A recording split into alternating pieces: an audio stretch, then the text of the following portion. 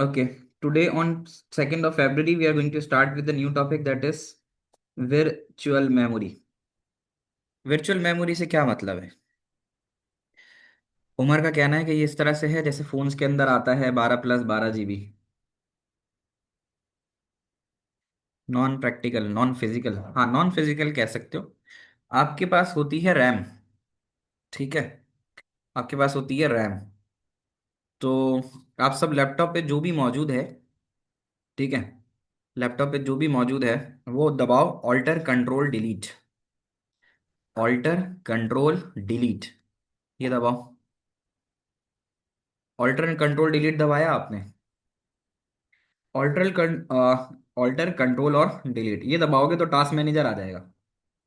Task manager आ जाएगा तो task manager के साथ आपको ये एक टास्क मैनेजर खुला हुआ मिलेगा, ये नज़र आ रहा है। इसमें आप देखो कि गूगल क्रोम खुला हुआ है जो 1200 MB के करीब ले रहा है, नज़र आ रहा है। ठीक है, यानी जब भी हम कोई भी फाइल प्रोग्राम खोलते हैं तो वो सबसे पहले लोड जो होता है ना वो आके रैम में होता है। यहाँ परफॉर्मेंस में जाओ, परफॉर्मेंस में क्लिक करो, तुम्हें मेमोरी नज़र आएगा। मेमोरी अभी ले रहा है 9.4 GB की मेमोरी है, ठीक है। अब मैं अगर यहाँ गया और मैंने ये वाली वीडियो प्ले की, याद रखना 9.4 मेमोरी आ रही है, ठीक है। 9.4 मेमोरी है। 9 पॉइंट, देख रहे हो बढ़ यहाँ गई? देखते हैं बच्चों हमारे पास मेमोरी बढ़ गई 9.4 से। ये फाइल प्ले करता हूँ, 10 पे आ गई थी। तो देखते रहना, ये वीडियो चलती जाएगी और ये 10.1 है। जैसे जैसे वीडियो चलेगी इसमें अगर कोई ग्राफिक्स इन्वॉल्व होती हैं इस वीडियो में तो ये मजीद बढ़ जाएगी। ये बात मानते हो? अभी 10.1 है। मैं वापस जाता हूँ और एक फाइल और प्ले कर देते हैं। कोई अगर ग्राफिकल फाइल हो जिसपे मैं ग्राफिकली ज़्यादा ग्राफिक्स का इस्तेमाल कर रहा हूँ, ये वाली देख लेते हैं। इसमें प्रेजेंटेशन की इसकी ग्राफिक्स थोड़ी ज़्यादा हो सकती है। तो अभी 10 पॉइंट समथिंग पे चल रहा है मामला, यानी 16 GB में से 10 GB की रैम ऑक्यूपाई है। फिर ये एक फाइल और चल गई, यहाँ देखते हैं बच्चों हमारे ठीक है। पास इस फाइल में रूस्टर्स 2000। आगे जाके कहीं ज़्यादा जहाँ मैंने ये शेयर की हो, अच्छा इसमें शेयर नहीं की थी, ठीक है। खैर ये भी जब चलना शुरू हो गई तो वो जो 10.1 की मेमोरी थी वो तकरीबन 10.4 पे तुम्हें नज़र आ रही होगी। तो जैसे जैसे मैं प्रोग्राम्स खोलता रहूँगा, ज़्यादा ज़्यादा प्रोग्राम्स खोलता रहूँगा, मेरी मेमोरी ऑक्यूपाई होती जाएगी, ठीक है। तो अभी तो ये तकरीबन 10 GB पे आ गई। अब मैं अगर इसको बंद कर दूं, मैं यहाँ इस फाइल को भी बंद करूं, इसको मैं लेफ्ट राइट करके रखता हूं ताकि आप लोगों को दोनों चीज़ें बेहतर तरीके से समझ में आए। अच्छा, अब आप लेफ्ट राइट दोनों पे नज़र रखो। 10.2 यहाँ दे रहा है, मैंने एक टैब बंद किया, कितनी हो गई? फौरन से राइट पे देखना, 10.2 से 9.9 हो गई। इसको भी बंद किया, फौरन देखना 9.6 हो गई। अब आ रही है नज़र? 9.6। इसको भी बंद किया, 8.7। गूगल ड्राइव खुली हुई थी, इसको भी बंद किया, 7.7। जूम खुला हुआ था, इसको भी बंद किया, 7.7। आ रही है नजर? व्हाट्सएप खुला हुआ था मेरे पास, 7.7, इसको भी बंद किया, 7.6, 7.5। पॉइंट समझ रहे हो? ये मेरे प्रोसेस हैं। आप देख सकते हो प्रोसेस में जैसे व्हाट्सएप ज्यादा ले रहा था, 400 एंड समथिंग, इसको भी मैं यहां से अगर बंद कर दूं तो ये मजीद कम करेगा, ठीक है। तो अब आपको एक बात पता चलती है कि जैसे जैसे हम कोई प्रोग्राम खोलते हैं ना, वो प्रोग्राम लोड होता है। जैसे अभी यहाँ पर तुम्हें फिलहाल कहीं पे भी वीएलसी प्लेयर नजर नहीं आ रहा। मैं यहाँ राइट क्लिक करके ऊपर जाके वीएलसी की कोई फाइल खोल लेता हूँ। यहाँ पे जाके ओ लेवल के अंदर वीएलसी की कोई वीडियो फाइल खोल लेता हूँ। अब ये कोई भी एक मैंने कोई फाइल खोली, ठीक है। अब आप देखोगे फौरन वीएलसी यहाँ लोड हो गया, और लोड होने के बाद 310 MB लेने लगा। तो एक बात समझ में आती है कि एक हमारी फिजिकल मेमोरी होती है जिसको रैम बोलते हैं। जो मेरे लैपटॉप में रैम लगी हुई है वो ये है, 16 GB की लगी हुई है। और 16 GB में से अभी 7.7 GB वो प्रोग्राम्स जो वही खुले हुए हैं वो ले रहे हैं। तो मैं जब प्रोग्राम्स खोलता जाऊंगा खोलता जाऊंगा खोलता जाऊंगा तो एक टाइम आएगा कि मेरी मेमोरी यस, आप लोगों को जो जवाब है कि सर थोड़ा हैंग हो जाएगा, थोड़ा लैग हो जाएगा, दैट इज फाइन। इसका मतलब है कि आपका सिस्टम स्लो डाउन होना शुरू हो जाएगा, क्योंकि पीसी के अंदर मेमोरी में मजीद डाटा को डालने की जगह नहीं होगी। तो यहाँ पर ये एक चीज़ आपको नज़र आती है कि यहाँ पर क्या होगा। यहाँ पे ऐसा होगा कि जो आपकी रैम है वो आपकी सेकेंडरी स्टोरेज, सेकेंडरी स्टोरेज कौन कौन सी होती है, या तो एसएसडी या तो हार्ड डिस्क। तो जब मेमोरी यानी रैम फिल होने पे, when RAM abouts to fill, about to fill, जब रैम अबाउट टू फिल होगी, अगर 64 GB हो तो will it ever get full? हो सकता है, अगर तुम ग्राफिक एप्लीकेशन कोई ग्राफिकल वीडियो बना रहे हो, कोई गेम इस्तेमाल कर रहे हो सकता है। तो जब वो फिल होने वाली होती है तो इट आस्क और it borrow some space from secondary storage. तो फिर हम यहाँ लिख सकते हैं कि BORROW, borrow space from secondary storage. तो फिर वो क्या करता है, वो तुम्हारी हार्ड डिस्क या एसएसडी में से थोड़ी सी जगह ले लेता है। उस जगह को हम वर्चुअल मेमोरी कहते हैं। तुम लोग देख सकते हो, ये रैम है और ये तुम्हारी सेकेंडरी स्टोरेज है। सेकेंडरी स्टोरेज में जो थोड़ी सी जगह ली जा रही है उसको नाम दिया जा रहा है वर्चुअल मेमोरी। और ये क्या करेगा, ये रैम का वो डाटा जो ओल्ड डाटा है, यानी रैम के अंदर पुराना डाटा पड़ा हुआ है। पुराने डाटा का मतलब, रैम अगर 16 GB भरी जा रही है तो उसमें सबसे पहले जो डाटा आया होगा, तो वो ओल्ड डाटा उठा के यहाँ रखा जाएगा वर्चुअल मेमोरी में। ठीक है।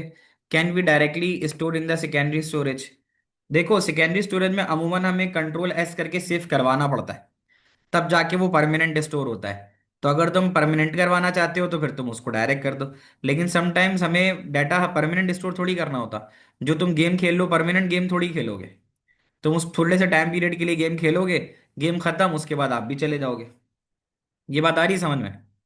आपके सामने मेरी स्क्रीन आ रही है, वहां पर आप लिखो अपने लैपटॉप पे परफॉर्मेंस, लिखोगे तो आपको adjust the appearance and performance of window नजर आएगा। नजर आ रहा है, adjust appearance and performance of window. यहां पर आप जाना और यहां पर आपके पास परफॉर्मेंस ऑप्शन पे एक एडवांस ऑप्शन मिलेगा। एडवांस ऑप्शन पे आके वर्चुअल मेमोरी नजर आ रहा होगा। ये कह रहा है कि ये वो चीज है कि जब आपकी रैम फुल हो जाए, a paging file is an area on hard disk, आपकी हार्ड डिस्क का वो एरिया दैट विंडोज यूजेस, जो विंडो इस्तेमाल करेगी, एज इट वर रैम, और इस तरह से करेगी कि वो रैम का हिस्सा है। तो आप अपने लैपटॉप की कोई भी ड्राइव, मेरे पास 3 ड्राइव्स हैं CDE, इनमें से किसी भी ड्राइव को मैं कस्टमाइज साइज करके 1 से 2 GB तक अपनी हार्ड डिस्क की स्टोरेज मैं दे सकता हूं कि रैम अपना पुराना डाटा इसमें लाके डाल सके। ये बात समझ में आ रही है?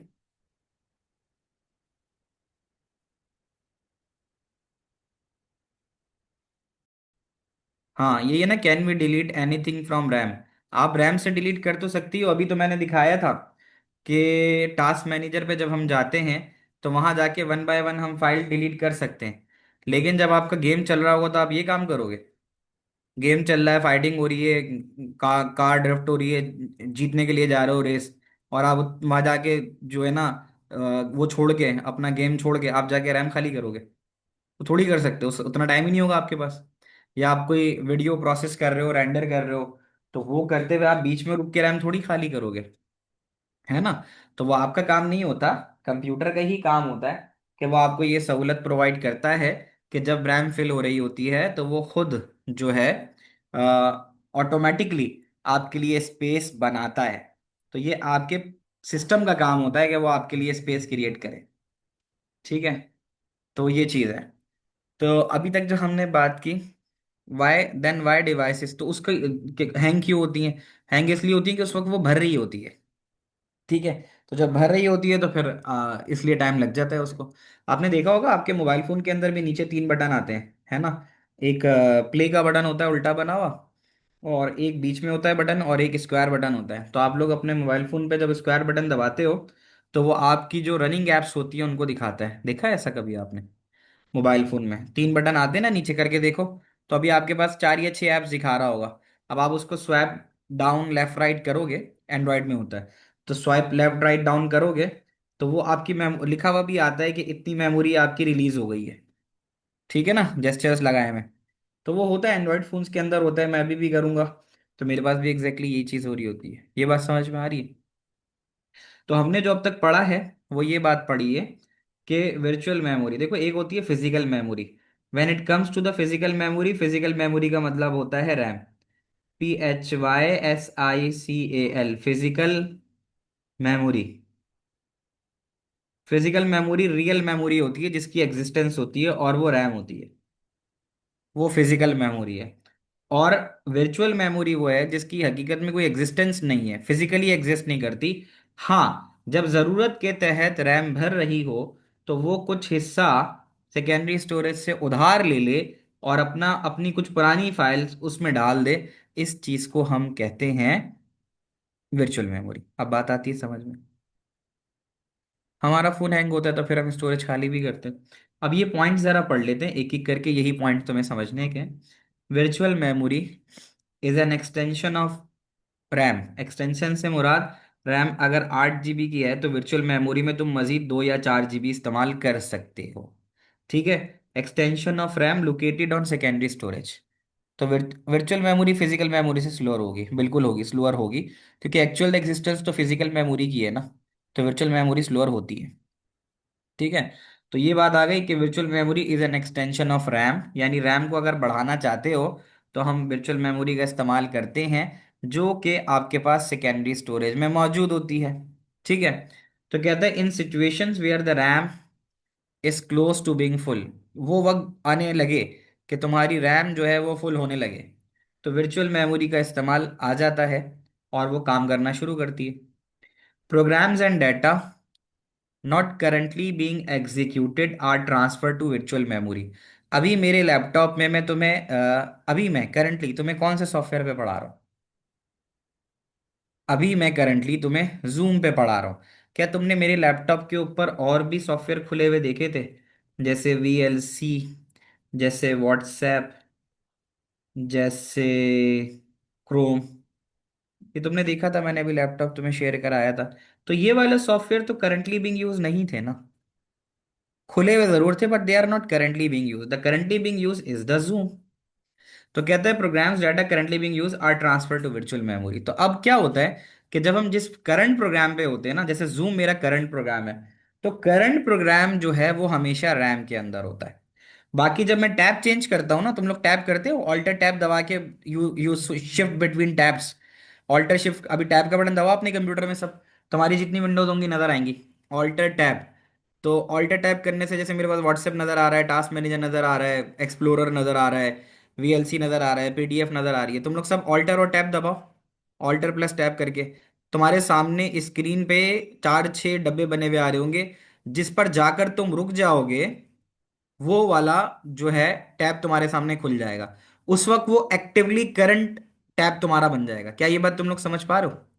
तो इसका मतलब होगा वो जो करंटली तुम्हारी स्क्रीन के ऊपर आ रहा होगा वो तुम्हारा एक्चुअल प्रोग्राम होगा जो इस वक्त रैम में होगा। जो इस वक्त रैम में होगा। ठीक है। तो वो यही कहता है कि वो प्रोग्राम जो एक्टिवली करंट अभी नहीं है उसको उठा के वो पीछे वर्चुअल मेमोरी में डाल देता है ताकि फिजिकल मेमोरी में जगह बनी रहे। Programs and data are transfer back to RAM when they are needed. अभी तो मेरे मेरे तुम्हारे सामने मेरी जूम की स्क्रीन आ रही है। अब अगर मुझे व्हाट्सएप खोलना होगा, मैं ऑल्टर टैब दबा के व्हाट्सएप खोलूंगा, व्हाट्सएप मेरे सामने आ जाएगा। कभी तुमने व्हाट्सएप वेब नोट किया है कि जब तुम थोड़ी देर बाद व्हाट्सएप वेब के ऊपर आते हो, एक्टिव करते हो, तो तुम्हारे जो नए मैसेजेस आते हैं वो सिंक होना शुरू हो जाते हैं? ये बात नोट की है? अगर आप लोगों ने व्हाट्सएप वेब अपने लैपटॉप पे चलाया हो तो आप कुछ और काम करके जब व्हाट्सएप वेब पे वापस आते हो तो फिर आपके धीरे धीरे अपडेट होना शुरू हो जाते हैं, मैसेज आने शुरू होते हैं।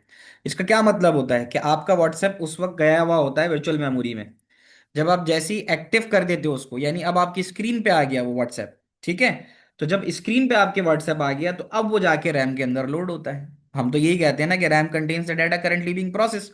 तो programs and data are transfer back to the RAM when they are needed. तो जब हमें जरूरत होती है तो वो रैम में वापस आ जाते हैं। तो programs are stored as pages of data. Sync हो रहा होता है। तो प्रोग्राम्स जो स्टोर्ड होते हैं वो पेजेस ऑफ डाटा की सूरत में होते हैं, यानी रैम के अंदर से वो पेजेस की सूरत में, उसको एक पेज कहते हैं। पेज का मतलब होता है फिक्स साइज डाटा। अभी मैं तुम्हें दिखाऊं फिक्स साइज डाटा का मतलब ये है कि तुम्हारी जो रैम होती है उसके अंदर जो डाटा स्टोर होता है वो ऐसे एक, दो, तीन ऐसे करके फिक्स साइज डाटा में मौजूद होता है। यानी मेमोरी की, अब वो ये समझा रहा है तुम्हें कि जैसे रैम है, प्राइमरी स्टोरेज है, करंटली तुम्हारे पास उसमें स्प्रेडशीट और ऑपरेटिंग सिस्टम चल रहा है। ठीक है। ठीक है, ये रयान होपफुली अगले हफ्ते के अंदर अंदर। तो कहता है कि स्प्रेडशीट और ऑपरेटिंग सिस्टम चल रहा है, ये करंट चल रहा है। वीडियो एडिटिंग पे तुम काम कर रहे थे लेकिन अचानक तुम्हें कोई एक्सेल का काम आ गया तो तुम यहाँ चले गए।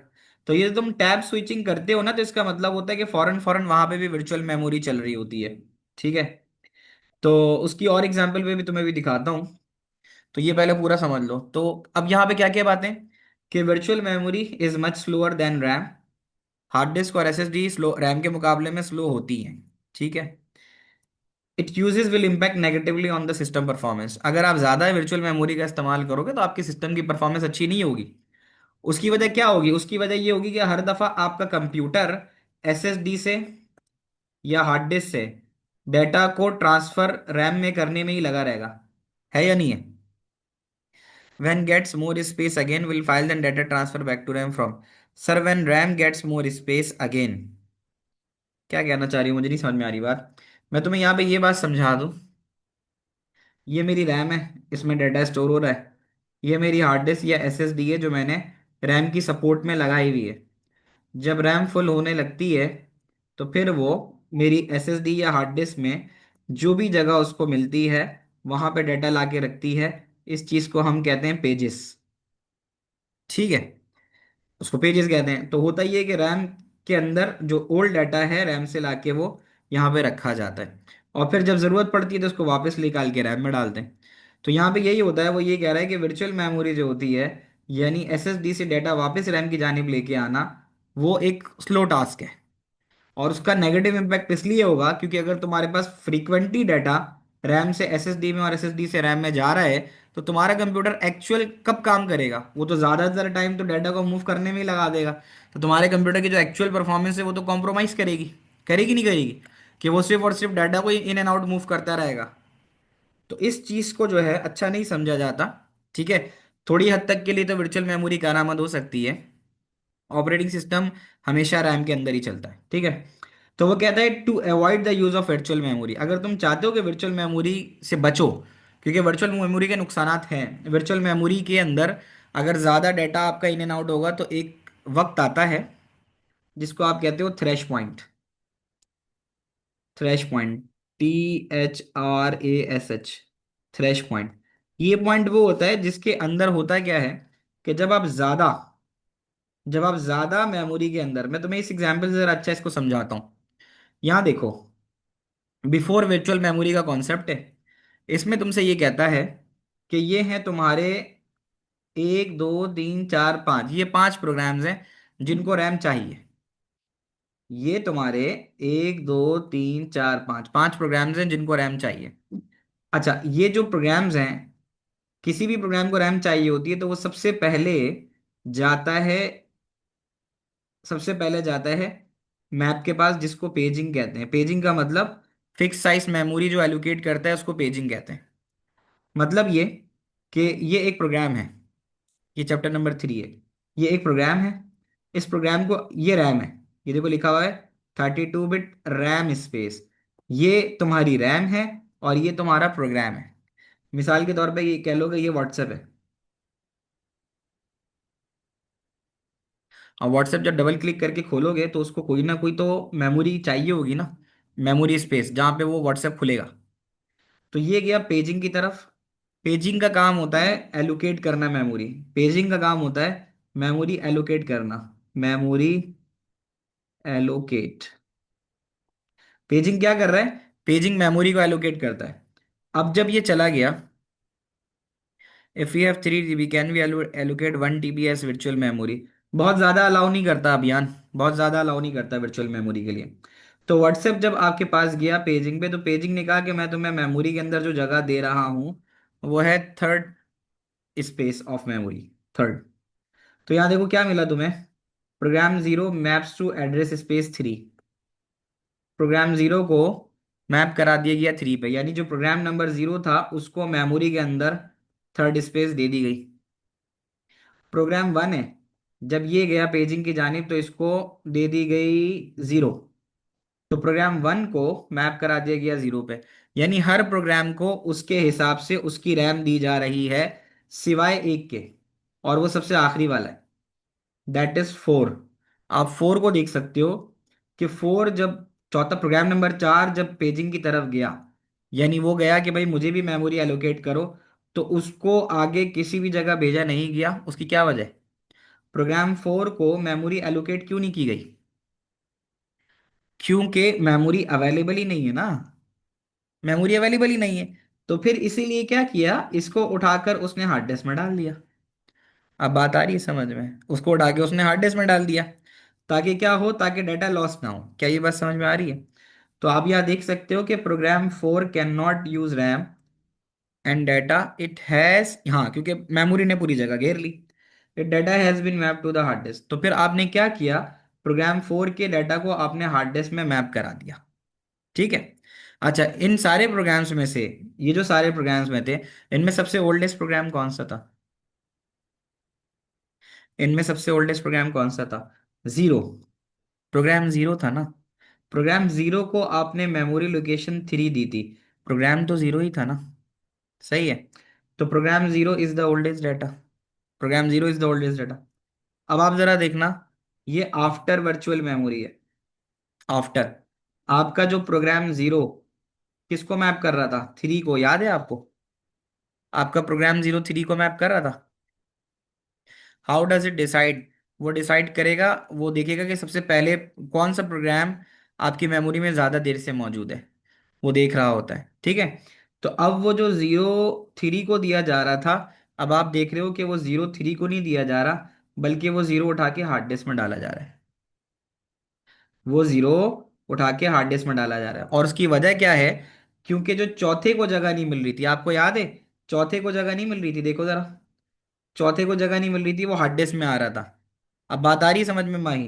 तो अब वो जो चौथे को जगह नहीं मिल रही थी, अब उसको चौथे को जगह कौन सी दी गई? जो जीरो को दी गई थी। Can you see that? आप जरा देखो, जीरो पे व्हाट्सएप को थर्ड मेमोरी लोकेशन दी जा रही थी, और चौथा प्रोग्राम जो है उसको हार्ड डिस्क में दिए जा रही थी। अब क्योंकि जीरो सबसे ओल्डेस्ट था जो कि थ्री को ले रहा था मेमोरी स्पेस, अब इसने जीरो को हार्ड डिस्क दे दी, हार्ड डिस्क में डाल दिया उठा के, तो ये वाली स्पेस खाली हो गई, हो गई। और उसके बाद जो फोर्थ प्रोग्राम है, उसको उसने थर्ड मेमोरी स्पेस दे दी। तो इस तरह से आपके पास जैसे जैसे प्रोग्राम पुराना होता चला जाता है, उसको हार्ड डिस्क में डाला जाता है, और फिर जो नई जगह है, so the least use was zero, नहीं, लीस्ट नहीं, जो सबसे पहले प्रोग्राम गया था जीरो, वो थ्री में गया था। तो हम देखते हैं कि पहले कौन सा आया था। हाँ, वर्चुअल मेमोरी से प्रोग्राम रन नहीं होता, प्रोग्राम रन रैम से ही होता है। तो आप जो प्रोग्राम अनयूज होता है उसको उठा के आप हार्ड डिस्क में डाल देते हो, ताकि आपके पास रैम के अंदर करंट डाटा के आने की गुंजाइश रहे।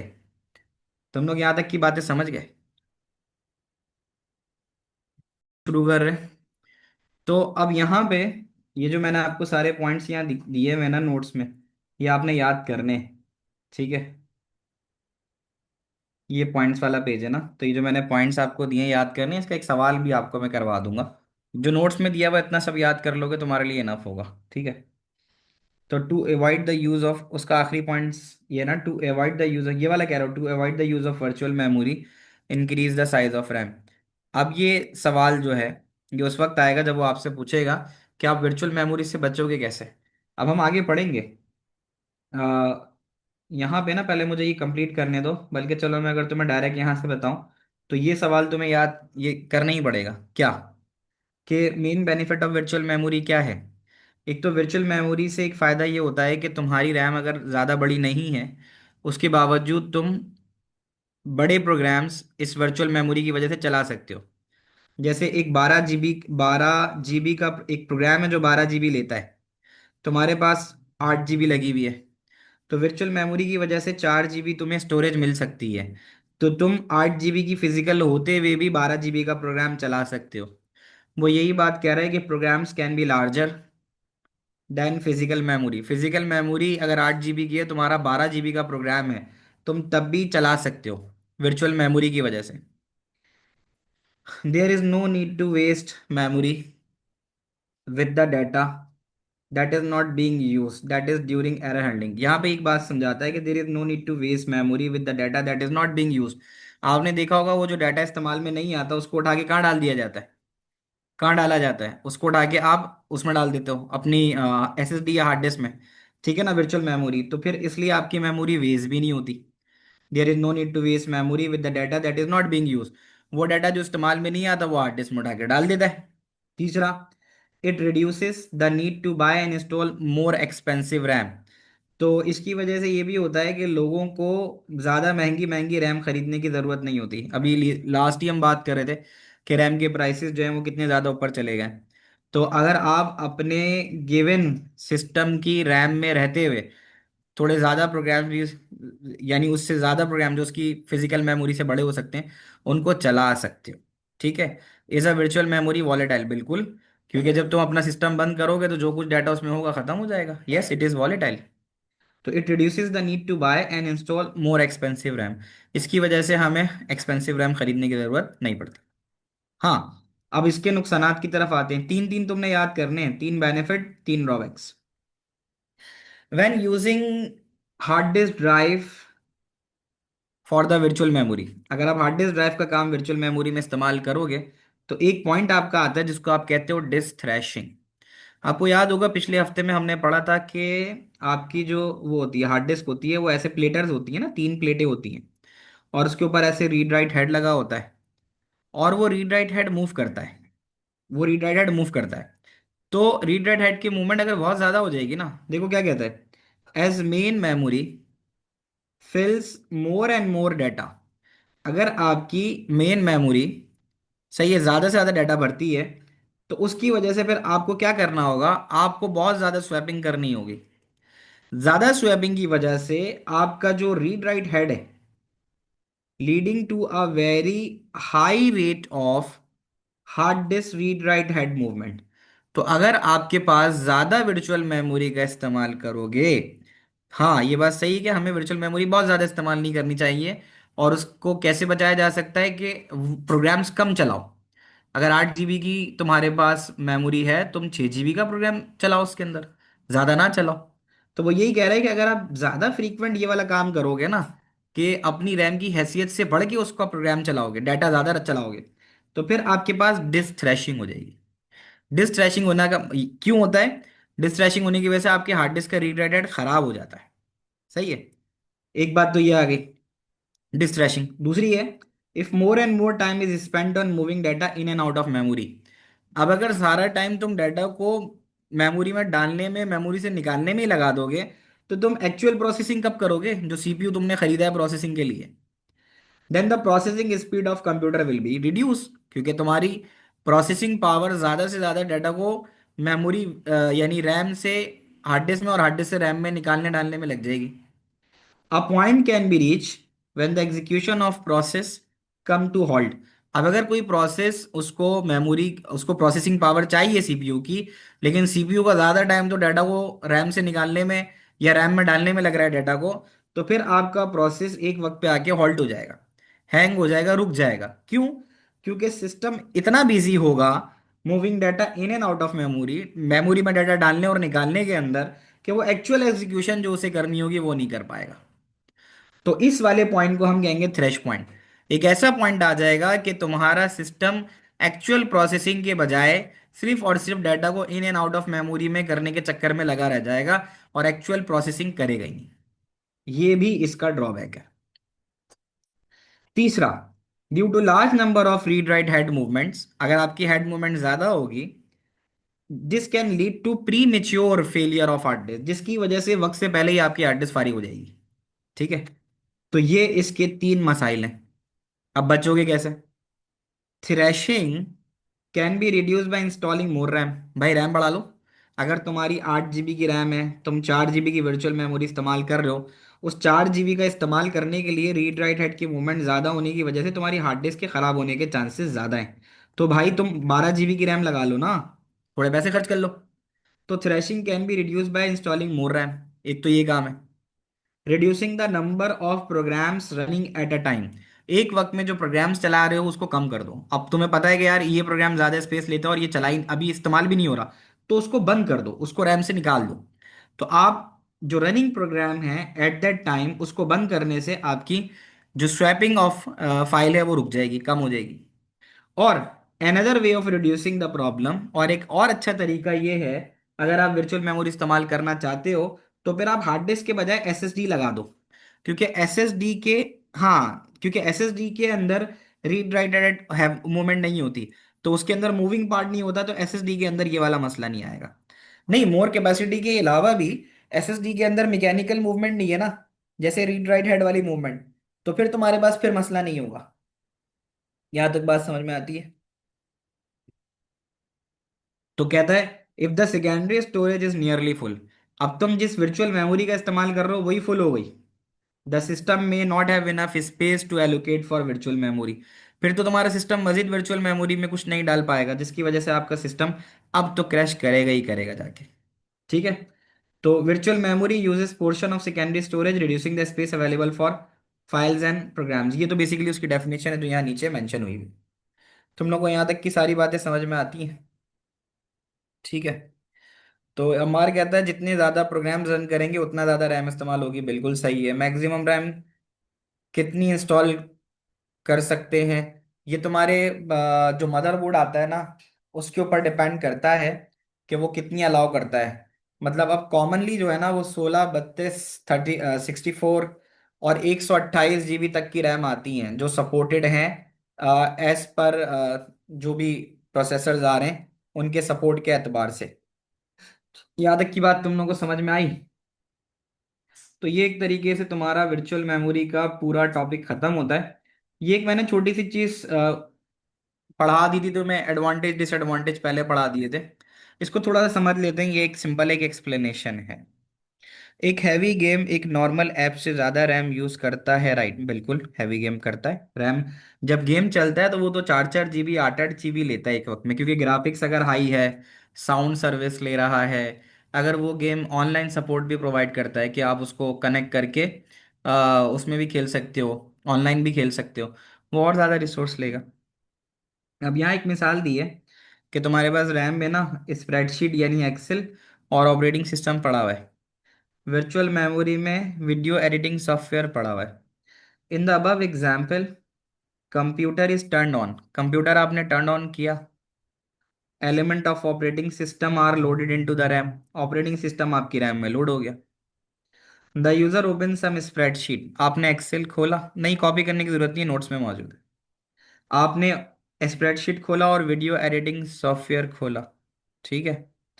तो क्या होगा? And video editing software but RAM is full. तो आपने दो चीजें खोली लेकिन रैम फुल हो गई। The program can not, the program not currently being used is the video editing. यार तुम एक बात बताओ, वीडियो एडिटिंग और स्प्रेडशीट एक साथ तो नहीं कर सकते ना काम, एक वक्त में एक ही होगा, एक वक्त में तो एक ही होगा। तो इसलिए फिर आपका जो वीडियो एडिटिंग सॉफ्टवेयर है उसको आप वर्चुअल मेमोरी में डाल दोगे, वो आपने यहाँ डाल दिया। When the user wants to use the video editing software again, split screen करके भी भाई एक वक्त में एक ही काम करोगे उमर, है कि नहीं? अगर तुमने स्प्लिट स्क्रीन भी किया भाई, तो तुम स्प्लिट स्क्रीन करके स्प्रेडशीट में ही काम कर रहे होगे ना वर्किंग, या वीडियो एडिटिंग में भी साथ साथ काम करोगे। ठीक है? राना, अगर नोट्स नहीं है तो बेटा नोट्स क्यों नहीं है तुम्हारे पास? तुम्हारे ड्राइव एक्सेस नहीं है, ठीक है? स्प्लिट स्क्रीन के अंदर रहेगी वो, लेकिन एक वक्त में तुम या तो स्प्रेडशीट में कुछ काम कर सकोगे या एक वक्त के अंदर उसमें करोगे, वीडियो में। तो फिर तो वो यही होगा ना कि अगर स्प्रेडशीट में कर रहे होगे तो वो वाला जो तुम्हारा वीडियो एडिटिंग है वो उस वक्त वर्चुअल मेमोरी में डाल देगा। जब तुम वर्चुअल मेमोरी पे एक्टिवली सेलेक्ट कर लोगे, सेलेक्ट क्लिक करके, तो फिर वह स्प्रेडशीट को वर्चुअल में डाल देगा। पॉइंट समझ लो? तो फिर वो कहता है कि when the user wants to use the video editing software again it is transfer back from virtual memory. तो अब आप देख सकते हो ऊपर वाले एग्जाम्पल में, जब वो इस्तेमाल नहीं हो रहा था तो video editing software virtual memory में था, जब आपने इस्तेमाल किया तो वो वीडियो एडिटिंग सॉफ्टवेयर में आ गया, और ये जो स्प्रेडशीट था जो करंटली रैम में था वो उठ के वी रैम के अंदर आ गया, वर्चुअल मेमोरी में। बात आती है समझ में? एक पेजिंग की डेफिनेशन आप यूज कर सकते हो कि paging is use by memory management to store and retrieve data from hard disk. ठीक है? तो पेजिंग आपके पास वो टेक्निक है जो रैम से, जो हार्ड डिस्क से, यानी रैम से उठाता है डाटा, एसएसडी में डालता है, और एसएसडी से उठा के रैम में डालता है। तो पेज क्या है? Page is a fix size length consecutive block of data utilized on virtual memory system. ये जो है ना, ये इसको पेजिंग कहते हैं। ये मैंने लिखा भी था ऊपर। पेजिंग क्या होती है? पेजिंग एक फिक्स साइज का पेजिंग एक फिक्स साइज की लेंथ वो होती है, जिसका काम होता है मैप करना। ये देख रहे हो, मैप हो रहा है। मैप का मतलब ये है कि पेजिंग हर प्रोग्राम को कितनी और कौन सी मेमोरी एलोकेट करनी है, वो वाला जो काम और जिम्मेदारी है वो पेजिंग की होती है। पेज फाइल कितनी बड़ी हो सकती है, कितनी भी बड़ी हो सकती है, इसकी कोई फिक्स साइज लेंथ नहीं होती। जितनी तुम्हारे प्रोग्राम्स हैं या जितनी तुम्हारी मेमोरी है, ये उतनी बड़ी हो सकती हैं। तो इनका काम ये होता है कि ये प्रोग्राम्स को मैप करती हैं मेमोरी में। पेजिंग का काम क्या होता है? पेजिंग प्रोग्राम्स को उठा के मैप करती हैं। जैसे मैं कहूँ कि तुम्हारे ब्रिटिश कौंसल में एग्जाम्स होते हैं, तो तुम्हें जीआर नंबर या रोल नंबर दिए होते होंगे। तो अगर ये एक बच्चा आया, वो आके सेंटर में गया, तो एक शख्स एक पेपर लेके खड़ा हुआ है हाथ में, वो बोलेगा तुम्हारा जीआर नंबर ये, अच्छा तुम चले जाओ रूम नंबर 7 में। तो उसको पता होगा कि रूम नंबर 7 के अंदर रोल नंबर 701 से लेकर 800 तक के बच्चे बैठे हैं। पॉइंट समझ रहे हो? तो पेजिंग क्या कर रहा है? पेजिंग बेसिकली एलोकेट कर रहा है कि किसको कहाँ जाना है। अब शाफिजा आई 421 रोल नंबर लेके, ठीक है? तो 421 का मतलब ये है कि शाफिजा लेट सपोज चौथी बच्ची थी जो 421 नंबर लेके आई। तो 421 जो है वो लेट सपोज रोल नंबर 3 में बैठेंगे। तो पेजिंग का काम है उसको बताना, मैप करना कि वो कहाँ जाए। तुम लोगों को यहाँ तक की सारी बातें समझ में आ रही हैं? तो ये मैंने बता दिया। बाकी ये जो दूसरी वाली स्लाइड है जिससे मैं पढ़ाता हूँ, उसमें देख लेता हूँ कि कोई चीज़ रह ना गई हो। वैसे रह तो नहीं गई है, एक रिकैप ही हो जाएगा। कि यहाँ पे रिकैप क्या है भाई, कि हमें वर्चुअल मेमोरी की कब जरूरत पड़ती है? हमें जब जरूरत पड़ती है जब हमारी रैम कम पड़ जाए। When processes run out of memory, जब प्रोसेसेस को मेमोरी कम पड़ जाती है। If the amount of available RAM is exceeded due to multiple programs running, कि रैम के अंदर जो प्रोग्राम्स हैं जो चल रहे होते हैं वो एक्सीड कर जाते हैं, जिसकी वजह से सिस्टम क्रैश होने के चांसेस होते हैं। तो फिर आप क्या करते हो? आप हार्ड डिस्क या एसएसडी का इस्तेमाल करते हो, कि जैसे वो उसी मेमोरी का रैम का हिस्सा हो। ये वाली एग्जांपल मैं आपको समझा चुका हूँ अभी, ठीक है ना? जिसके अंदर चौथे प्रोग्राम को मेमोरी नहीं मिल रही थी, वो हमने हार्ड डिस्क में डाल दी थी। और फिर जब पहला वाला प्रोग्राम जो कि थर्ड मेमोरी में जा रहा था वो प्रोसेस हो गया, वो ओल्डर प्रोग्राम था, ठीक है? साइट तो कहीं नहीं लिखा हुआ, एसडी एसएसडी लिखा हुआ होगा। ये पता नहीं क्या एसएसडी लिखना चाह रहा होगा ये। एसएसडी होगा, वो टाइपो हो सकता है कुछ ना कुछ, ठीक है? टाइपो है इसके अंदर कुछ एरर्स।